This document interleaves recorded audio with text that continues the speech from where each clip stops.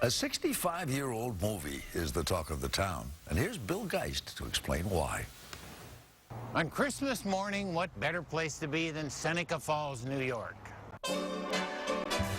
where they proudly proclaim their little town to be the inspiration for Bedford Falls, the setting for the Christmas classic, It's a Wonderful Life. Merry Christmas!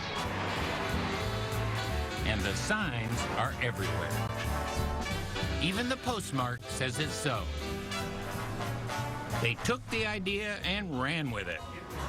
The old hotel has been renamed Clarence after the film's angel who earns his wings by saving George Bailey. That's what I was sent down for. I'm your guardian angel. The Zuzu Cafe is named after one of George's daughters. They hold the It's a Wonderful Life Festival each December where fans gather to celebrate their favorite film. It's like a mecca for Wonderful Life fans. This is the original Bedford Falls. That's what brings us here. They'll close down for a week and then we open. You've taken Lookalikes perform the show Merry Christmas, George Bailey. Buffalo gals, can't you come out tonight? Can't you come out tonight? And this year, fans lined up to meet two real actors from the 1946 film, Stars Once More. Hi there. Do you mind signing this? Not at all. Carolyn Grimes, who played Zuzu, Zuzu, my little ginger snap, how do you feel? Fine. Not a smidge of temper. Not a smidge of... thank you very much, and Carol Coombs Mueller, who played her sister, Janie. Did they do any schooling for you? I had 6 minutes of film footage in that movie.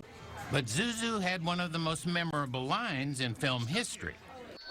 Look, Daddy, teacher says... Every time a bell rings, an angel gets his wings. Fans come from near We're from Elmira, New York. Elmira is mentioned in It's a Wonderful Life.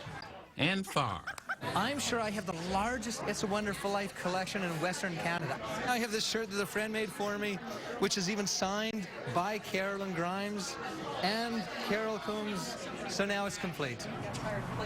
They view rare artifacts at the It's a Wonderful Life Museum.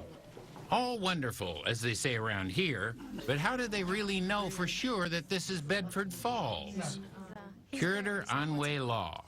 I say the proof is in the movie, and I think it's pretty convincing. This is the one that you can kind of imagine Mary and George breaking windows. That's the one they threw rocks at? That's the one they threw rocks at. Fran Carasillo attempts to offer further proof on his walking tours. In the movie, the address was? 320 Sycamore. And this is 32? This is 32 Cayuga Street. Yep. Coincidence? Maybe. He'd been making note of the parallels when, out of the blue, Tom Bellissima's barbershop would have been right about over here. Well, the barber approached me, and he shyly, very shyly said, you know, I cut Frank Capra's hair. The Smoking Gun. Barber Tom Bellissima's story proved to Fran that director Frank Capra had actually been to Seneca Falls. We think that he drove to Seneca Falls, parked his car, and walked around, and met Tom Bellissima, got a haircut, saw the bridge, saw the plaque on the bridge. The plaque on the bridge tells the true story of a hero who jumped in and gave his life, saving that of another. In the original story, The Greatest Gift, the George Bailey character never jumps. He's on the bridge looking into the water, but he never actually takes the leap. Fran believes that after Capra's visit here, he wrote in the famous scene where George takes the plunge to save Clarence.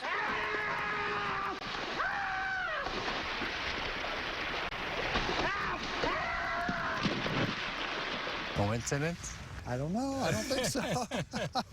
Fran says the Bedford Falls Lookalike Initiative has spurred tourism here in Seneca Falls. Once upon a time, people would show up in December, maybe into January, asking about It's a Wonderful Life. Now, it's all year round. So this is the real Bedford Falls? This is the real Bedford Falls. Now, you should know that there are some naysayers.